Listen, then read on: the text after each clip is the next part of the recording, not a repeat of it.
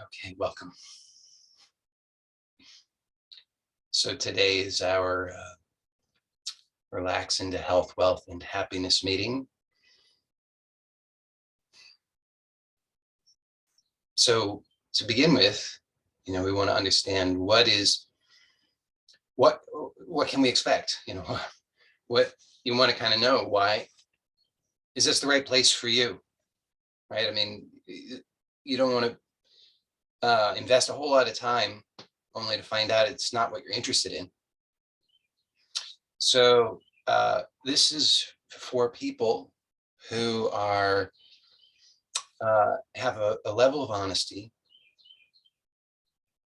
with themselves in which they can acknowledge that I'm not completely satisfied. In fact, there's something that's just bothering me so much, and I really have to resolve this. Have to. I don't see any other way around it. I've tried a lot of other things. I've tried based on faulty or incomplete understandings of the problem. Thought it was all kinds of things. I thought it had all these other names because we look around, we Google it, we go to the doctor, we go to the psychiatrist, we go to the shaman, we go to the whoever, and we find out different names for it. But trying to figure it out, trying to resolve it with those names, with those ideas, with those models, ultimately didn't give me what it was that I was looking for. So in a sense, this is really not for everybody. I mean, ultimately it's for everybody, but most people aren't at that point yet where it's time for them, because most people are still looking for they still have hope that there's something else, something else is going to do it for them. Now, to be clear, this is not about that all of your ideas about what you want and what you need and how it should look and how you should feel and all of that is not about all of that coming true. That's not what we're about here. So, but neither is it about denying all of that. So here, I'm not saying that there's only this one supreme reality and everything else is illusion and delusion, and therefore you should completely deny the world and you should go live in a cave. I'm not saying that that's an invalid path, but it's not your path, so it would be invalid for you. Okay, so if you're interested, if you really, really, really want to be a renunciate and you're clear that that's your path, then this is not for you, right? Because if you really are clear that you need what you need is renunciation, then guess what? You need to renounce YouTube and Zoom. Okay, so that's how this is offered, though, you see. So if this is for you, then you know that you're not at that stage where renunciation is the thing for you. Okay, so this is about discovering what it is that we've been overlooking that fundamentally has to be addressed before anything else will work, before anything else will be okay, before anything else can really start to offer us what it is that it promises. It's about really getting clear on that, and then a clear and joyful expression of that in the world. So it's both. So it's really quite different from most of what else you'll find out there, because you'll see that most things that are out there, most philosophies and teachings and whatever, they're usually more focused on one or the other. And by one or the other, what I mean is they're more focused on how to become ultra spiritual and, to see through the world illusion. And I'm not denying that that's not valuable, but in balance. you see. And if that's all that's offered, for people who are not renunciates, meaning probably you, then that doesn't give us actually the full satisfaction that we're here for, which is why actually some of you, you don't necessarily know it yet, but some of you, you've already attained what it is that those things are offering, at least to the extent that it's of that it can be integrated and of value to you presently. So if you just keep looking there and you just keep saying, well, I've got to withdraw more, I've got to, because that's a very very specific path. It's a very, very specific path. It's about, as I say, it's withdrawal. So if you think about like in Patanjali's yoga, for example, or many of the classic yogic paths, they emphasize withdrawing the senses. That's an important part of, not all yogic paths, but some, okay? It's a very significant part. It's called pratyahara. So there are 8 limbs according to Patanjali. Many of you don't care about this, and that's fine. But just if you have some exposure to that, then this will help contextualize it. So understand that. So pratyahara is an important part of some paths, meaning withdrawal of the senses. And it can be valuable for all of us. But here again, are we some sort of ultra yogis? Is that what you're aspiring to? Because if so, this is probably not your best venue, right? You're probably best served by going and studying with a master of yoga. But here we are looking to see, okay, is there value in withdrawing the senses? Yes, because it allows us to notice how much we've overlooked. We've overlooked what we would maybe use the term inner, because we've been focused on the outer. Don't get hung up on those words, but just to have some words to describe this dichotomy. So we're usually, because we're mesmerized by the world and we don't recognize what we would call the inner, we don't really have an appreciation or a sensitivity or we haven't cultivated the skill to have mastery over the domain of the inner. So the world by and large teaches us it doesn't even exist, right? They say inner schminner, it doesn't even exist. That's nonsense. Just focus on the material. That's what you need. And so many of us have realized, well, that's we're scratching our heads. We're like, well, how can people be satisfied with that? That doesn't seem to make any sense to me. I've acquired a certain level of comfort and luxury and so forth, and I realized that that's just not going to do it for me, or by some other means I just woke up to realize that's not going to fulfill me in and of itself. That's the important caveat, though, because then what we do is we become spiritual, or however we understand it, or we become more interested in something that's more less material.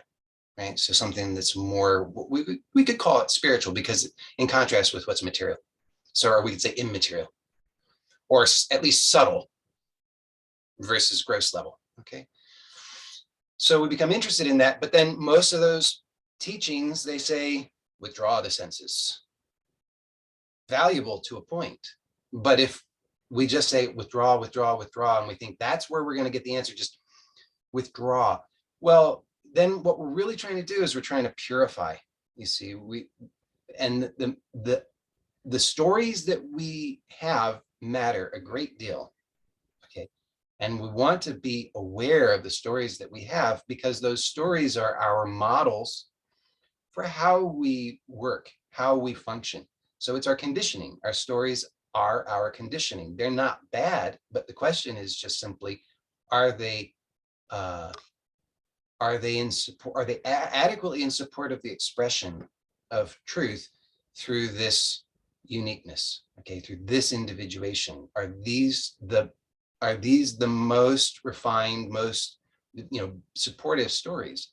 And of course, most of the time, they're not. There's always room for improvement. So rather than assuming that we have any story that is the truth, we want to just start to see the stories as stories, because then we start to be able to work with them rather than being limited artificially by them.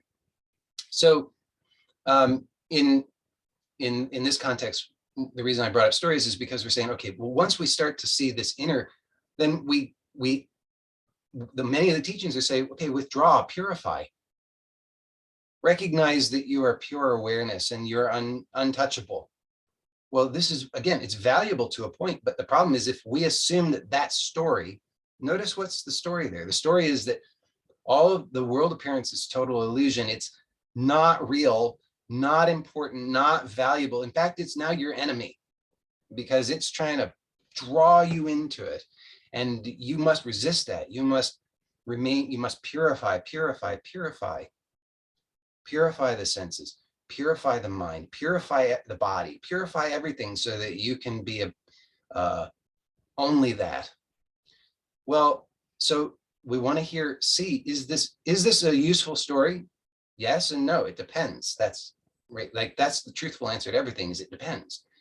What does it depend upon? It depends on what your goal is and where you are.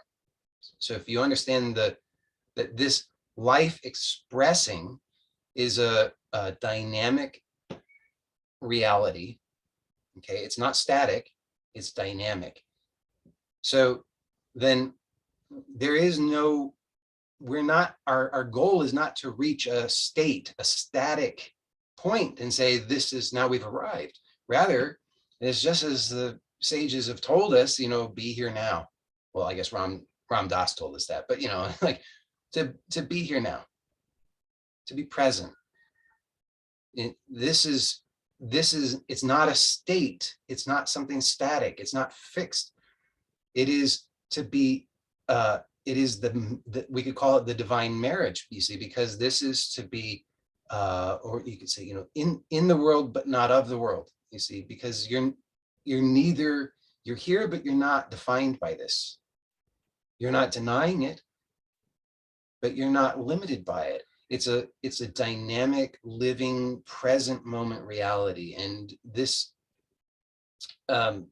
is see how this is a very different story than the story of I must purify, I must arrive at some state. That is actually, that I must purify and refine, it's reactive. Now, is it always reactive? Maybe not.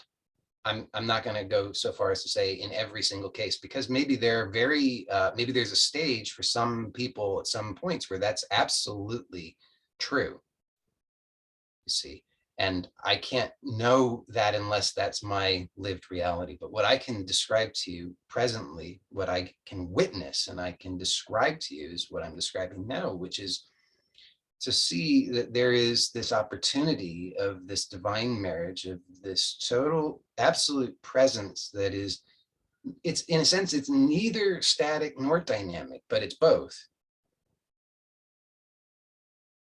And this is where life becomes play rather than being, so same dynamic reality. But this is why in Hindu terms, we can understand this as Maya. Okay, so Maya is the world illusion, the world appearance. It's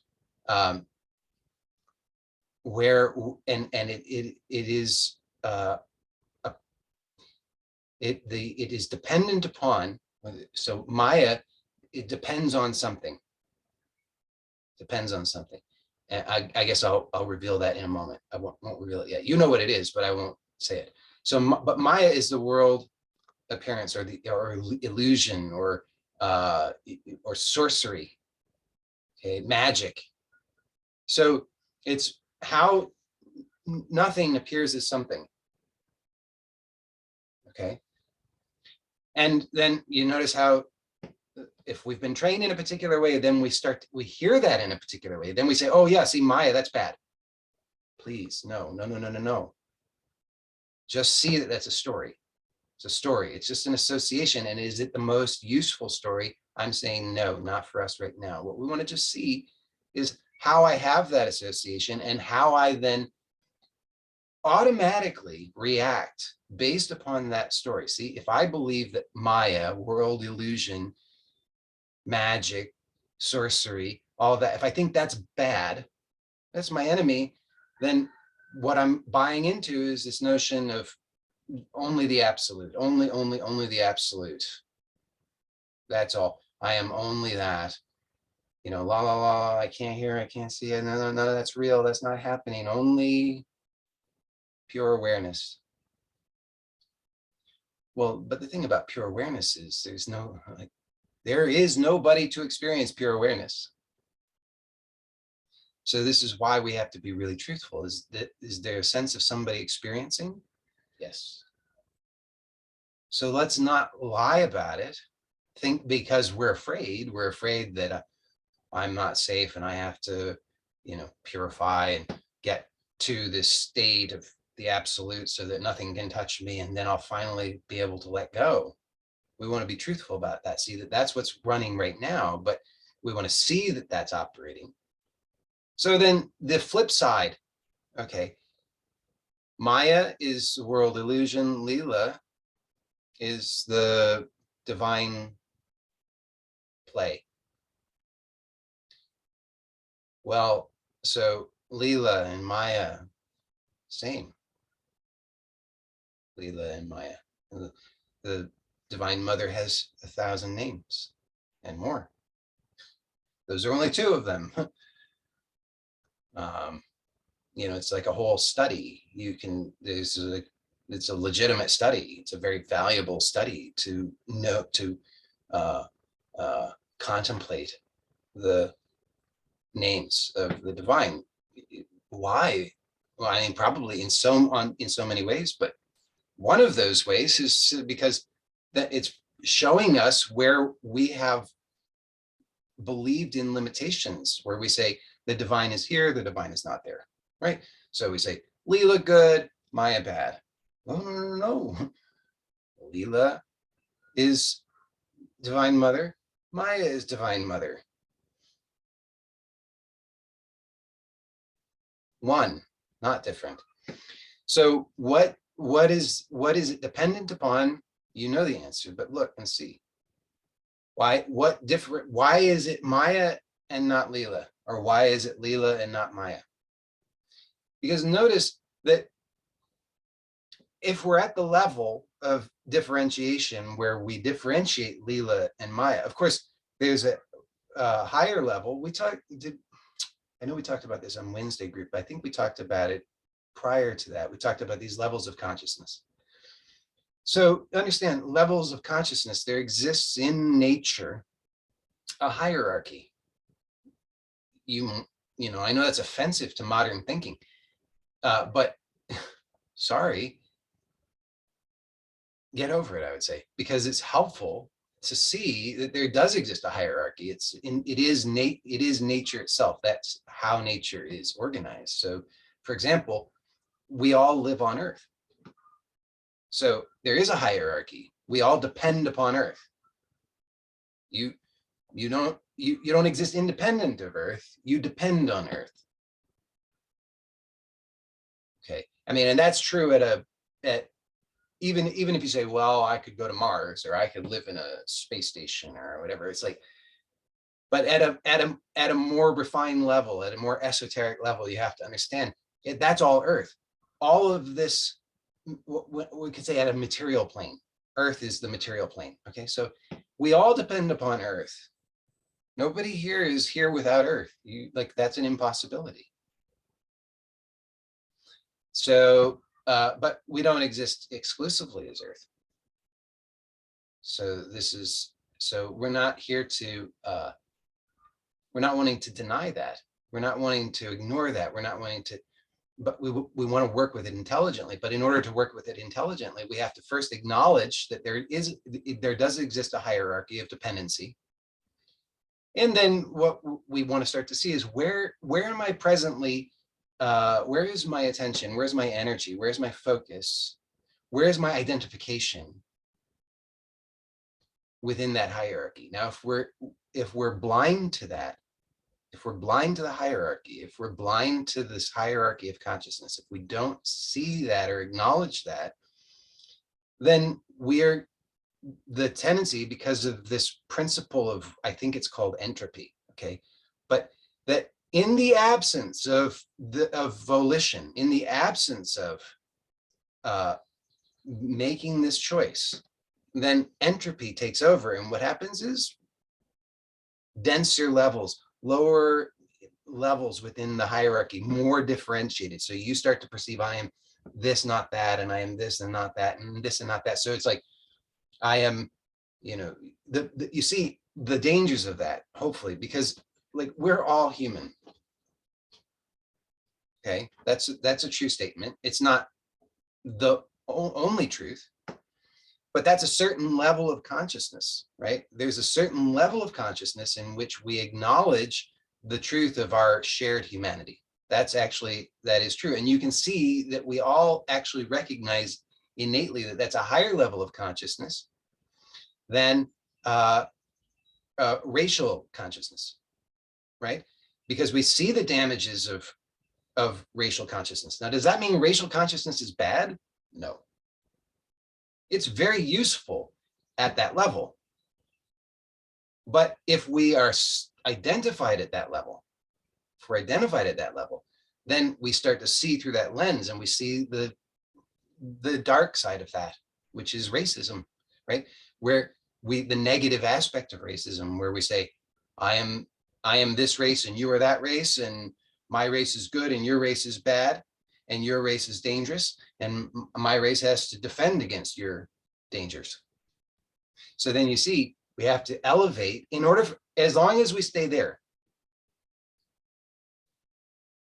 What are you going to do? Best you can do is put people in prison, kill them, right? Like that's kind of what you're limited to at that level. In order to have some greater options available to you, you have to ascend to a higher level of consciousness, which is shared human consciousness. So we recognize, yes, is there a conditioning in which there's a perception of race? Yes. That conditioning exists. To deny it doesn't help us. We want to acknowledge that conditioning is there. There is a conditioning in which there is a perception of race. That's just part of how the organism works. It looks to differentiate, to identify, that's what it is doing. It's involved in that process of expression. But when that expression is happening unconsciously, entropy takes over. And so we're drawn to identify at lower and lower levels of consciousness, so that as we're differentiating, understand there's a difference between differentiation and identification. They don't always go together. We can differentiate without identifying. So actually, level of consciousness can raise, which means we're not identifying, while there can still be a greater differentiation, a greater clarity of the unique expression of this individuation. See, because through that process, I'm getting clearer on who am I expressed. I'm, at the level of our, so at higher level than humanity, we could say, is sentience. Right? So then we start to recognize, oh, I am sentient, right? I am self-aware. So this is true, right? You can recognize, just notice that right now, you are self-aware. You know that you exist. You're aware of yourself. Then we start to see, well, all humans seem to share this. All humans seem to, maybe there are some rare exceptions, but by and large, humans share sentience as a commonality. Is it exclusive to humans? Well, depends who you ask, I guess, but we certainly see very strong indications of sentience among other species, animal, not animal. As we start to explore in this way, this higher level of consciousness of sentience, we start to extend. Now, notice now, self is not just this body. So body consciousness is a low level of consciousness. Is it bad? No. It's necessary to a certain extent. You have to have body consciousness in order to maintain the body. Unless something else is maintaining the body for you, which could be an organization, or it could be that you have a refined. So this is one of the things about the yogic approach. Okay, so I don't know if it's common in amongst all forms of yoga, but certainly in some. There's a refinement of the functioning of the organism so that we can not be so concerned about body consciousness. It's not that the body's bad. Actually, many forms of yoga, there's a paradox, which is that there's a strong focus on the body, but that through that focus on the body, the aim is actually to transcend being stuck at that level of identification, right? So we're not saying the body is bad. We're not saying let's get rid of the body. We're saying the body is a divine expression. And that when my consciousness is stuck at the level of body consciousness, it just means that my identification is at this low level and I'm limited. So when I move beyond that, then, then it's like, okay, not just body consciousness, maybe family consciousness. See how that's a higher level of consciousness. If the body needs to be taken care of very intensely, that person is going to have a harder time having, maybe have greater challenge having awareness of family.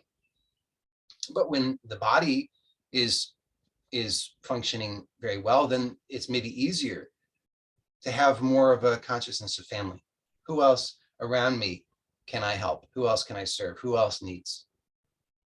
Right. So that's a higher level of consciousness, but then, and then community, region, nation, religion, etc., race, shared humanity, etc. So you see that each one is more expansive, more inclusive. So when we're at the paradox is that at a higher level of consciousness, we then have a greater potential for clearer, more successful, more joyful expression of our individuated purpose.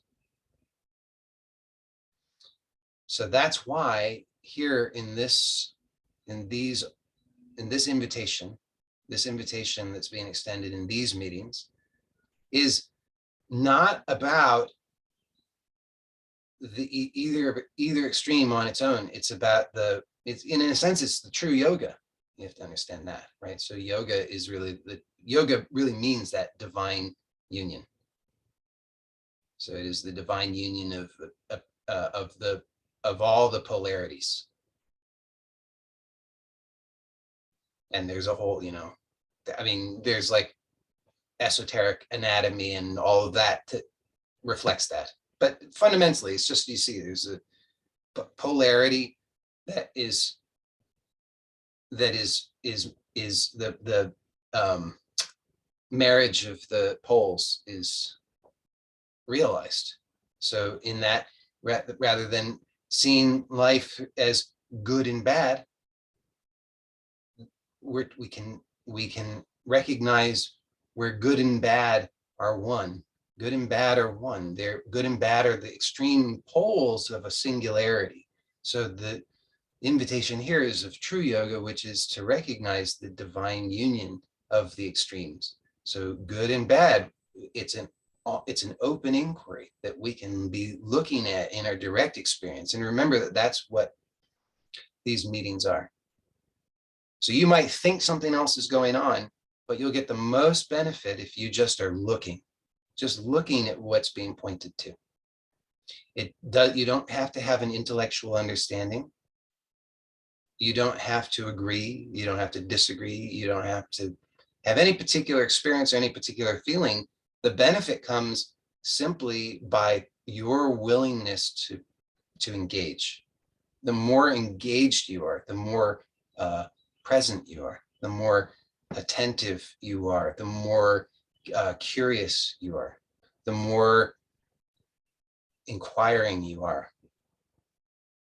the more benefit you receive. So that's really, if you're confused about, so we kind of looked at who is this for? Then you might say, okay, I'm kind of realizing who this is for. A lot of words, but who is it for? It's for people who want who want unconditional peace, who want unconditional love, who want unconditional freedom, who want unconditional acceptance, and who want to be dynamically expressed, who want that dynamic expression to be an intimate expression of that underlying truth of who one is. So we realize, that this prompting is there because we have a sense of something's not right. I hurt, I'm in pain, I'm suffering, I don't know what to do. I've kind of exhausted my my good ideas. I thought I could do that thing and I could do that thing. And I thought once I had that degree and I thought once I got through that experience, then everything would magically be okay. But it turns out that's not so. So now I'm realizing, okay, I need to look at this differently. So that's who this is for. Somebody who wants something, doesn't know exactly what that is, doesn't know how to get it, just knows that it's essential. There's some kind of pain, some kind of discomfort that just keeps on nagging and prompts and urges this looking. So then this is for you. It's not for being a renunciate, neither is it for all about acquiring worldly goods, because both of those are the extremes of a singularity. So those are the poles of a singularity. So one extreme is renunciation, the other extreme is complete identification with materialism. So those are the two extremes, or we could say form and formless. But notice that then there's an identification still with one or the other, or a sense that one is better than the other, that one is more desirable than the other. And then here we want to see that when I hurt, when I'm unhappy, which we all to some degree are perceiving that's why we're here, then we want to start to look at, what am I believing? What am I believing? Because there's a story. There's some story that's operating, that it's bubbling up into the level of conscious awareness so that we can start to look at it and become aware of it and realize, oh, I was believing in that limitation. I was identified at a lower level of consciousness than what is available to me. And that's why I was continuing to bump up against this like brick wall. I didn't know, like, there seems to be a limitation here. I'm so frustrated. I'm unhappy. I want something, but it seems to be unavailable, because every time I try, I'm hitting a wall, or I'm reaching this limitation, this frustration, this depression, this sense of no agency, sense that I can't, victimization, right? So I keep running against that. So I want to start to see, just be aware, just notice. You don't have to be so quick to believe. You don't have to be so quick to react. You don't have to be so quick to do anything. Instead, you just want to relax for a moment, hence the name of the meeting, Relax into Health, Wealth, and Happiness. So what we're really saying here is that the truth of what you want out there, you've got some ideas about what you want out there, and health, wealth, and happiness kind of summarizes that. Okay. So I want that, and I have an idea, a story about what that is, what it looks like, what it has to be called, where it should be, how it should show up, who should deliver it. It's got to look like a certain thing in a certain place. It's got to be in this neighborhood, in this house, with this body, with these people. It's got to, cost X number of dollars, or maybe your local currency, whatever, but we have all of these ideas about the specifics of it. So here, what we're seeing, okay, that's an extreme. That's the extreme. It's very dense. It's the most extreme formation, right? Can you see that all of the ideas that we have about what it should be or shouldn't be, right? That we think we have a story about what the problem is. Well, the problem, everybody knows. I mean, obviously the problem is this physical pain. And if the physical pain would only go away, then everything would be fine. But this is where we need to be a little bit more relaxed, not so quick to latch on to and defend anything, not so quick to react, but just slow down. So notice internally at a subtle level that there's gripping, there's a apprehension, or there's a pushing, there's some kind of effort being made that you can start to notice.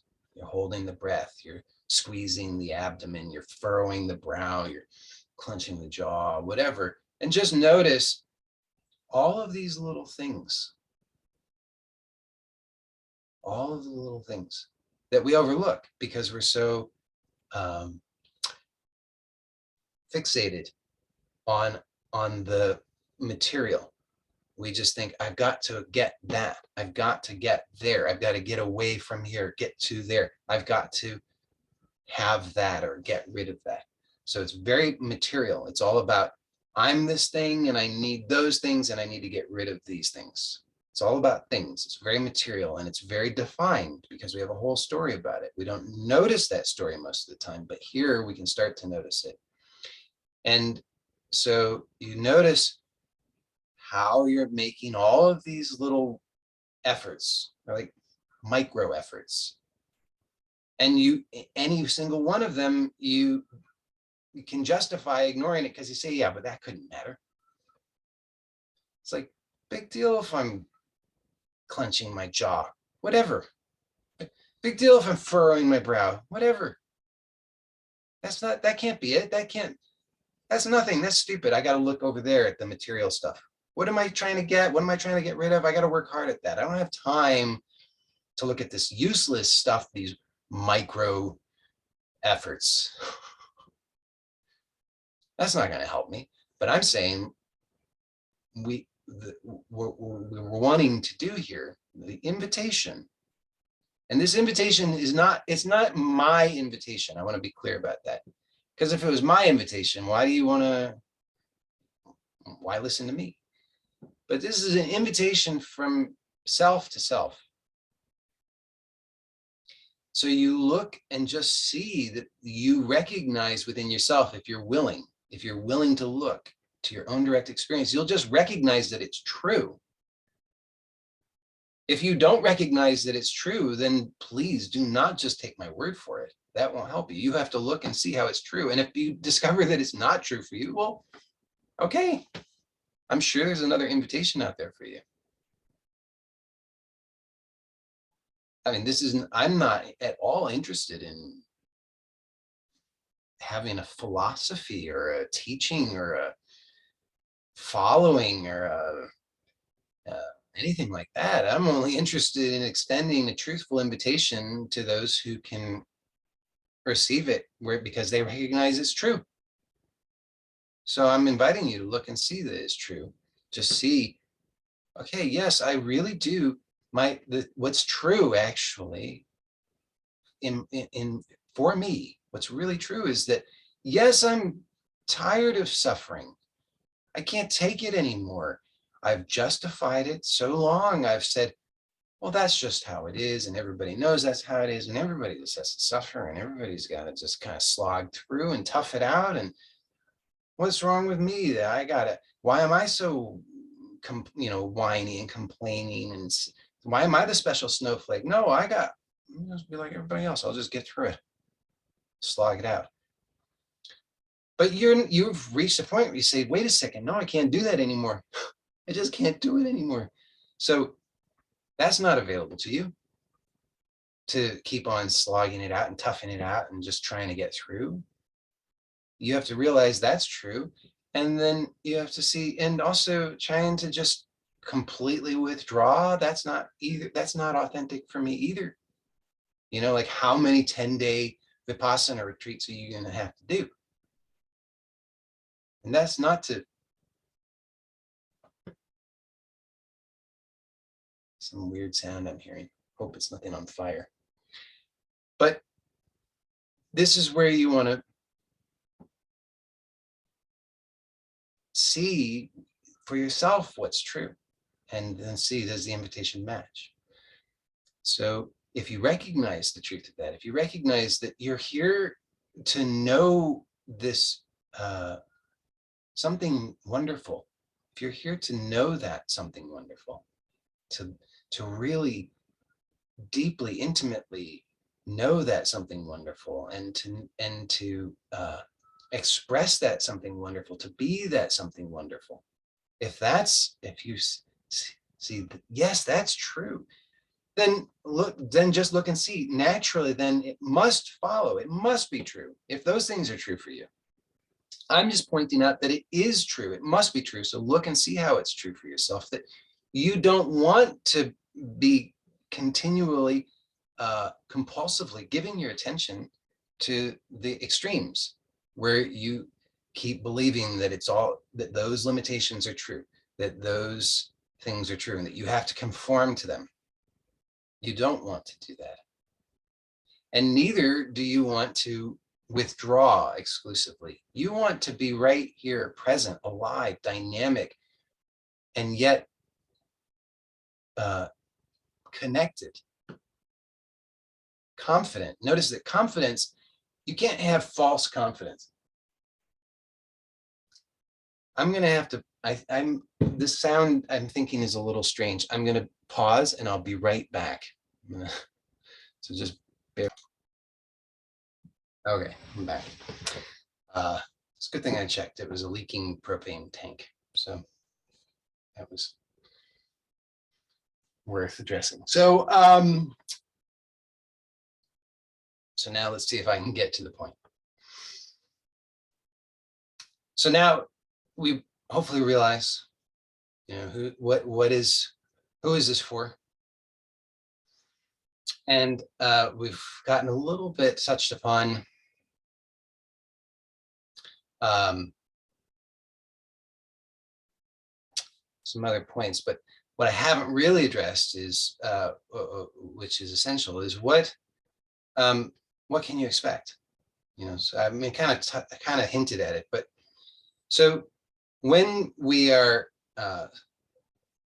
stuck at a certain level of consciousness, we're accepting those limitations as absolute. We're accepting that those are just set in stone.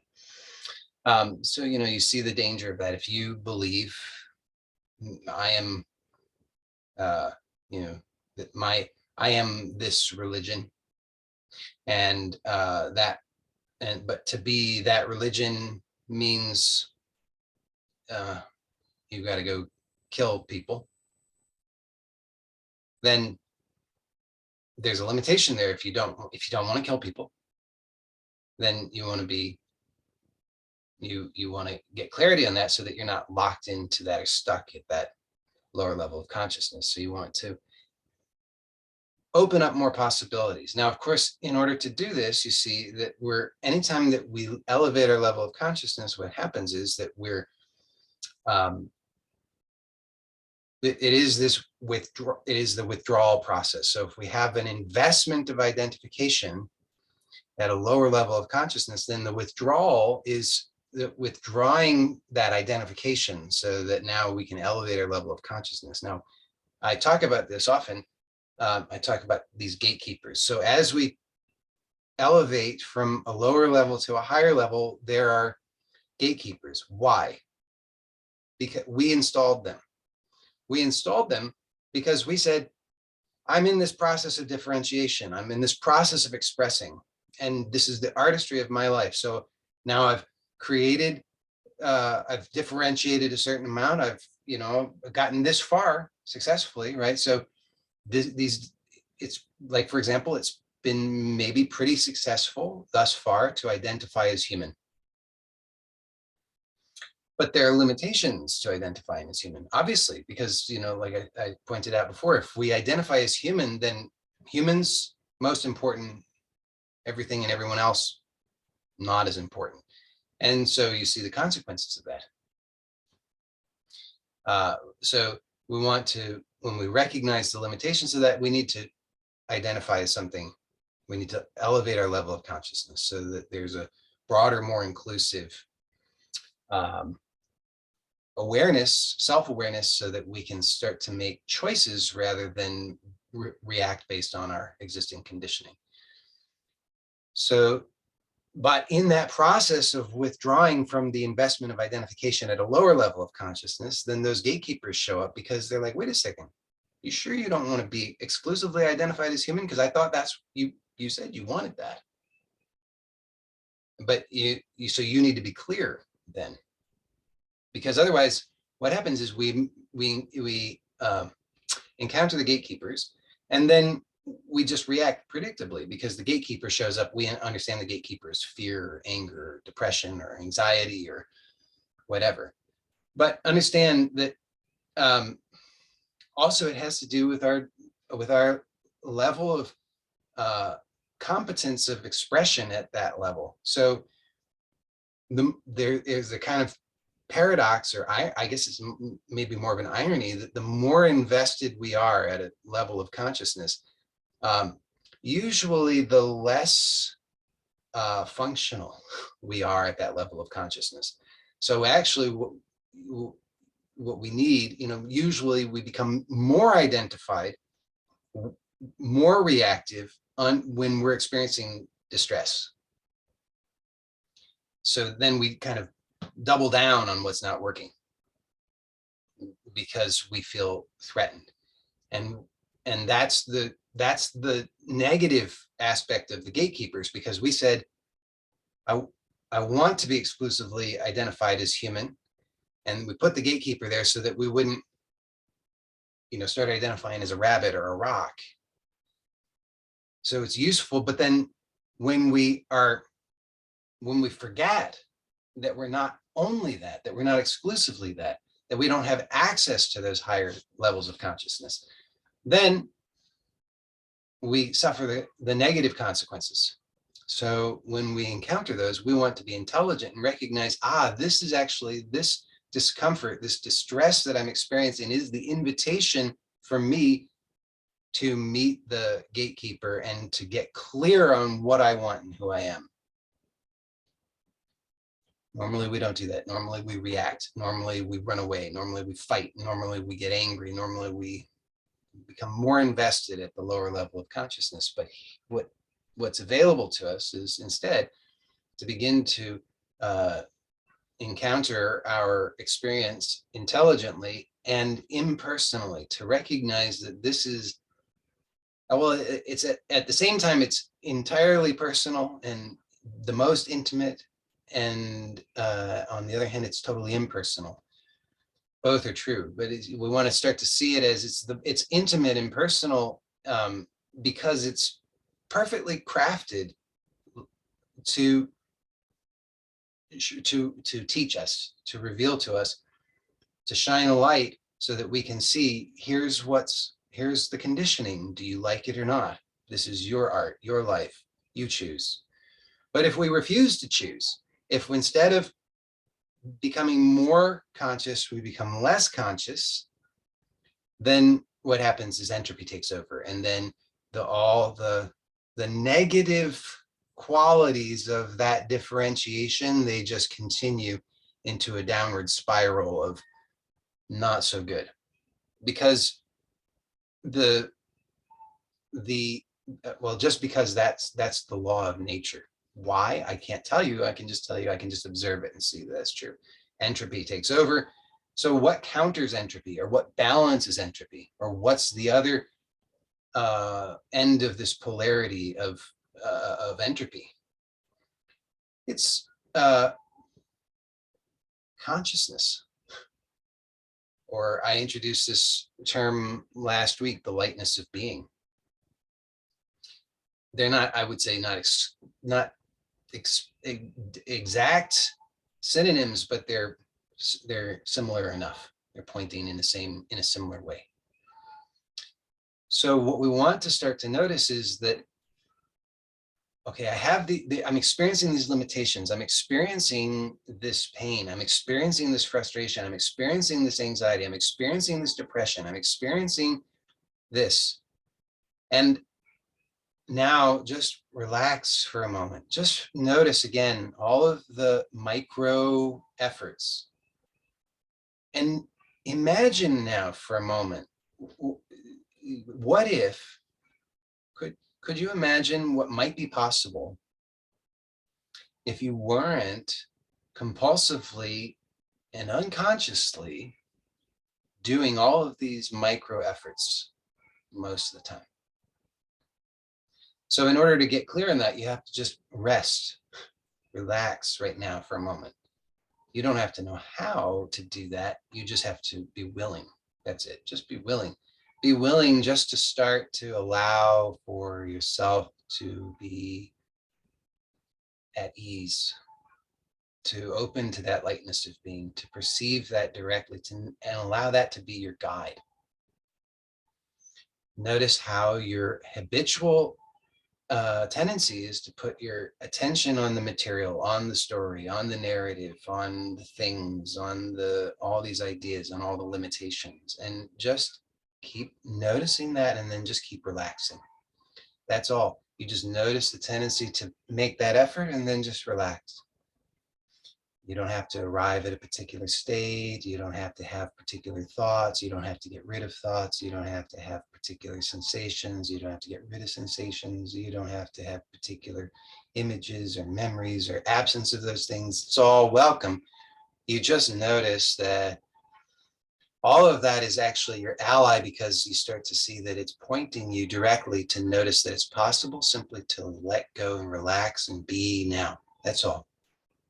And don't strive for some perfect ideal of that. Just be willing to be present to it now. And you'll see that in this, what's revealed to you is more and more and more of these micro efforts, the ways in which this energy gets knotted up. It just starts to get bunched up and tangled up and tensed up, and you start to accept that that's inevitable, that that's just how it is. But here, what we're doing is seeing, well, that's not how it is. That's how it is sometimes. But right now, in this instant, not, right? Right now, as long as you're following along with the suggestion, you're looking and you're discovering that you actually exist without that. See, without that micro effort, the one that you just became aware of, that you can just a little bit let go of, just a little bit, to whatever degree you can experience that, the not doing that, even if it's just 1%, even if it's just for 1 second, 1% for 1 second, it proves that you exist even when that doesn't. So therefore, you are not defined by that. Well, this is big, big, big, big, big, big, huge. We dismiss it. We overlook it. We say, yeah, not enough. I'm off to the next thing. But look, I'm telling you, it's a big deal. Notice even just 1% for 1 second that you can not do. And here I'm talking about anything. If you can just relax your attention so that you're not giving it to thought for 1 second, if you can just relax the clenched jaw just 1% for 1 second, if you cannot press your tongue so hard for 1 second, if you can let go of that gripping in the chest for 1 second, even 1% for 1 second, what it actually proves is that you don't depend on that. And this is huge, but somewhat subtle. But the implications are enormous. It can completely change your life in very wonderful ways. And it can give you what it can give you, or reveal to you the fulfillment that you are so desiring. So I'm telling you, just notice that you're doing these things. Notice that to some extent, some of them you cannot do. And instead of doing what we usually do, which is believe the next thought that says, yeah, but it's not enough and it can't really help me. Instead, no, stay with the fact that for this 1 second, 1%, you're not doing the thing that you were always doing before and that you assumed had to be. And then you start to let go a little bit more of that or the other thing or whatever. You start to notice that you can start to soften a little bit. And now maybe it still seems so infinitesimally small that you say, yeah, but it still doesn't matter. But look, it's just a little bit more that you then can let go of, that you don't depend upon, that it doesn't, that you remain even when it is not here, and that it actually is voluntary. It's enormous. You actually have choice in the matter. Well, then what we usually think is, oh my God, but look how big this mess is. And I can't, it's too much. I can't do that. It's too much. It's got to be another way. But these are the gatekeepers. All of these doubts, all of the anxieties and the fears that we succumb to, that we become numb again because we accept that they're true. The limitations, those are the gatekeepers. And so we have to be clear. What do I want? Am I willing to settle? Will I be satisfied just to get through this lifetime until the body drops? Will that do it for me? I know the answer to that. You know the answer to that. I don't know if you're able to tell it truthfully or not, but I know for sure the answer to that is you will not be satisfied. So then don't lie. Don't live your life as though you would be satisfied. Don't wait. Don't put it off. Look now and keep and see how it exposes the limitations that we've accepted to be true, where we just say, well, but I can't, and there's not enough, and I'm too stupid, and I'm too old, and I'm too weak, and I'm too tired, and I'm too ignorant, and I'm too this and to that, and if only I'd had the right upbringing, but I didn't, and if only this, and if only that, all the conditions, all the limitations that we accept. What if you just stopped accepting them? And what I'm pointing to with this invitation is that you actually have the ability to stop accepting those limitations, and there's a process for it. I'm pointing it out, and it's not complicated. It's not even difficult, but it is impossible, more or less, if you insist on it has to all, you have to arrive at some idealized state in as I snap my fingers and then remain there forever. And if anything other than that, you say, well, see, it didn't work. And you see how you've been doing that your whole life, one thing or the other, you say, well, that didn't work. It's the sour grapes syndrome. And it's like it's a big problem for an enormous number of people. And I'm pointing it out so that you can see it in your own experience and know that you have a choice, and that choice, which you can begin to exercise right now, is it completely balances the entropy. See, because the entropy, I'm not denying that entropy exists and that it is active in this world. But what I am saying is that the effects of entropy, the negative effects of entropy, are not inevitable except in the absence of presence.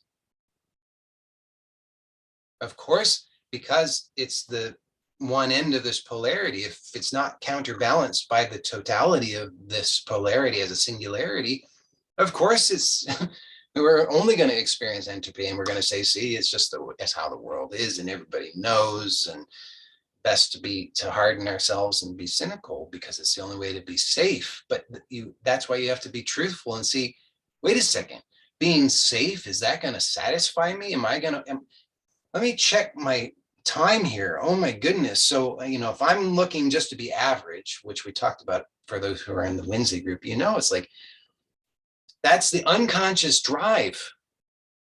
If you're identified at a low level of consciousness, the unconscious drive is to be average.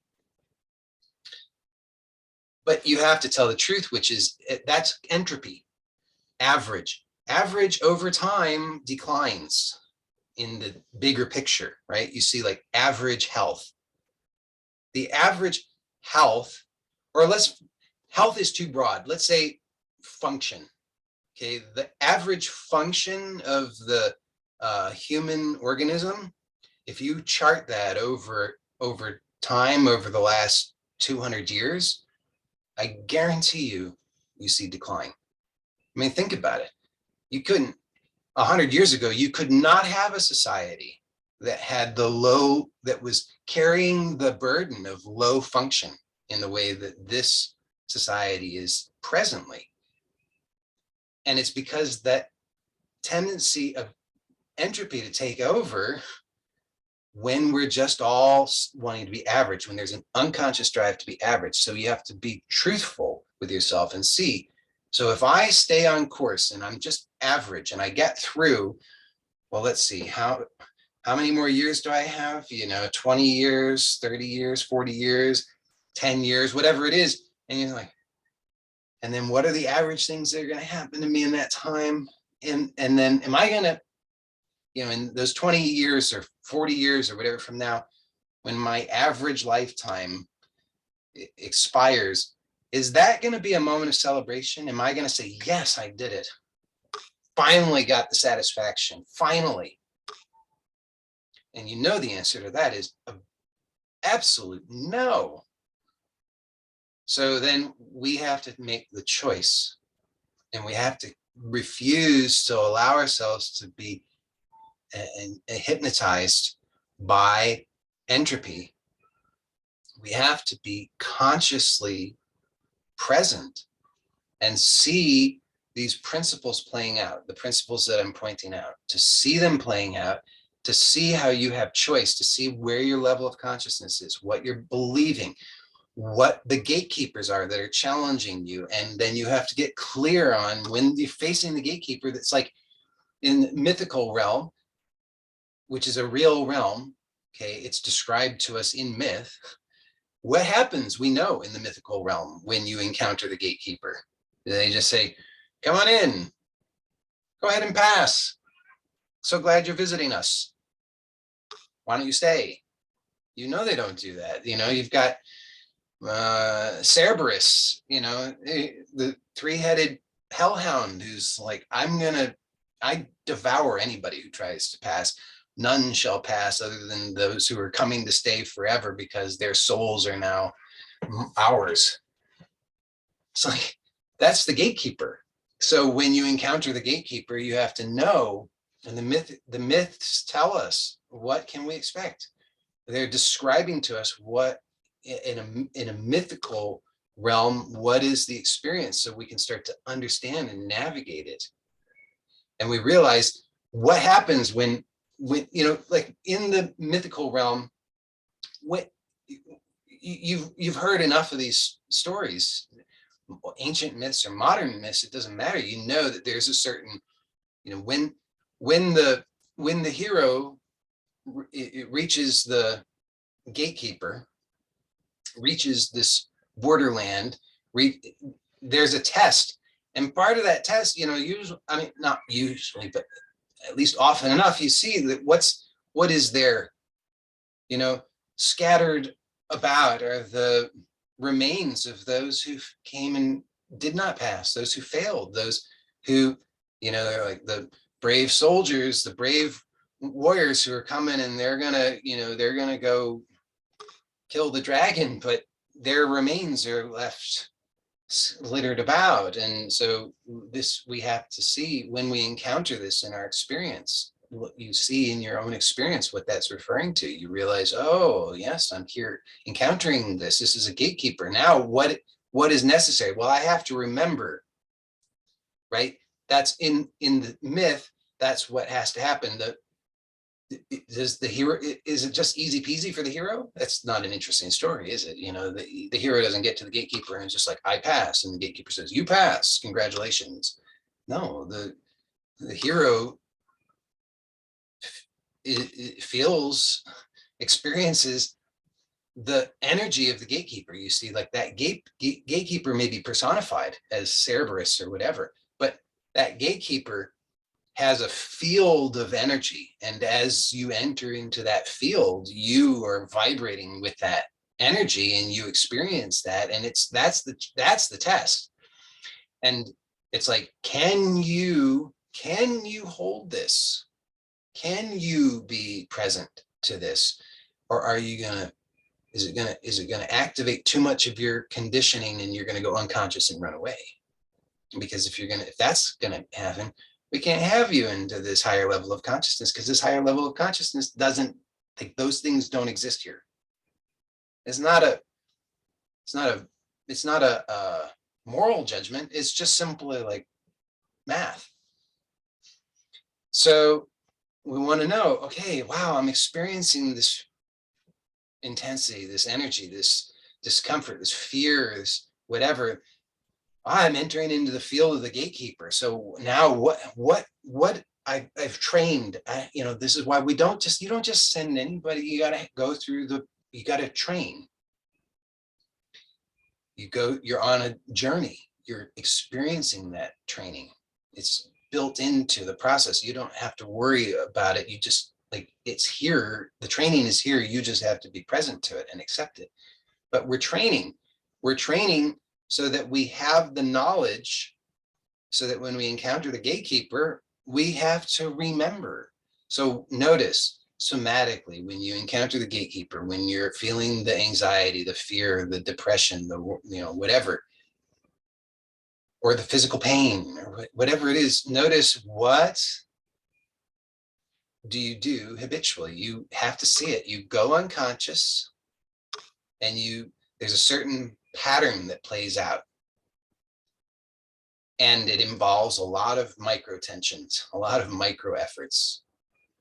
So what is the training? The training, it is that we have to remember, what am I here for? What is my purpose, and how do I achieve that? And you remember the title of the meeting, Relax into Health, Wealth, and Happiness. So what is it kind of sums it all up. What is my goal? My goal is health, wealth, and happiness. How do I achieve that? Relax. So so what do I want? Health, wealth, and happiness.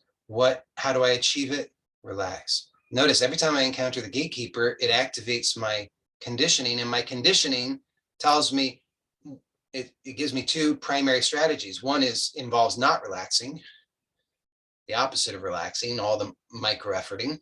And the second thing is sour grapes, which is, I don't really want it anyway. It's not worth it. So that's why we have to remember these two very important things. One, relax.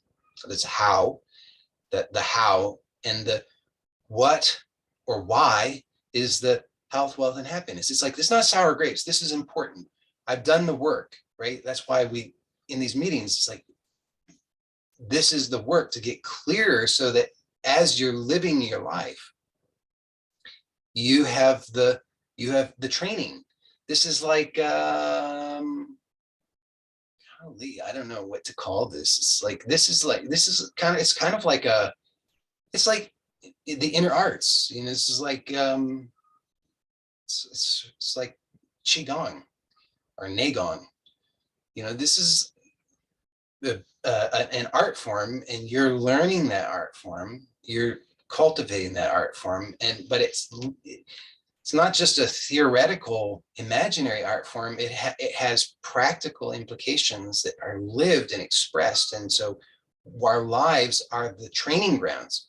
We train in the dojo These meetings are like in the dojo, and then we have to go out in our lives and apply all of it so that our skills become developed and refined, and we become able to continue on to navigate the hierarchy of creative expression with skill and with joy and health, wealth, and happiness. So that's what is possible, is that our lives, rather than us aiming mindlessly, unconsciously, conditionally, just for some notion of pie in the sky ideal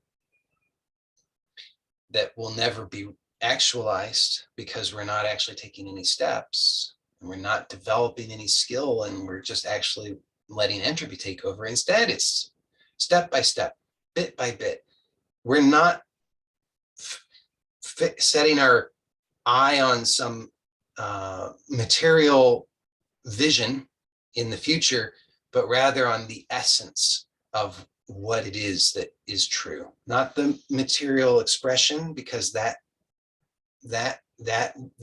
comes out of the clarity of what the essence is. So first, it's like, what is the essence? Health, wealth, and happiness. Yes.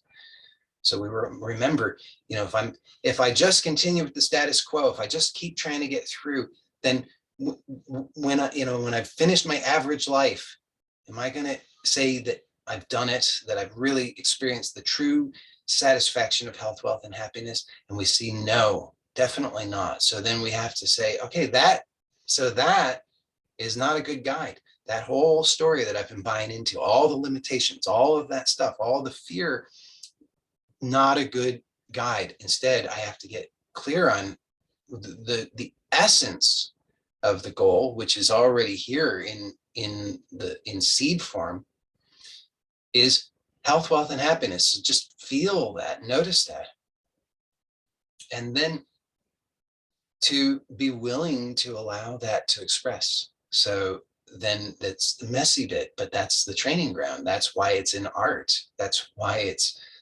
you're not a renunciate, because you're to be in the world, even if not of the world. And so I guess we'll leave it at that for the formal portion today. And then for those who are here live, we can stay on for the Q&A. So let me finish or end this recording.